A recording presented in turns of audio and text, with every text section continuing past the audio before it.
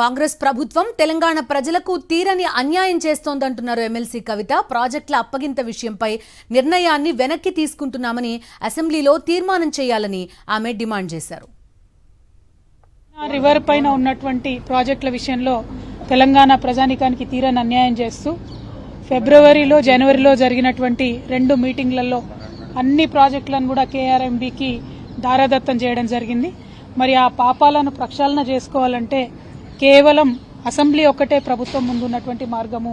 అసెంబ్లీలో, శాసన మండలిలో, శాసనసభలో రెండిట్లో కూడా తీర్మానం చేసి మొన్న ఈ 2 నెలల్లో మేము ఇచ్చినటువంటి ప్రాజెక్టులను వెనక్కి తీసుకుంటా ఉన్నాం, సంపూర్ణ హక్కు మళ్లీ తెలంగాణ ప్రభుత్వానికి చేపట్టాలి, ఇచ్చేసేయాలని చెప్పి అసెంబ్లీలో రెజల్యూషన్ చేసి కేంద్ర జలశక్తికి, కేఆర్ఎంబీకి పంపించాల్సిందిగా మేము ఈ ప్రభుత్వాన్ని డిమాండ్ చేస్తా ఉన్నాం. కేంద్ర ప్రభుత్వానికి తెలంగాణ ప్రభుత్వం నుంచి తక్షణమే ఈ తీర్మానం పంపవలసిందిగా కూడా ప్రభుత్వాన్ని మేము డిమాండ్ చేస్తా ఉన్నాం.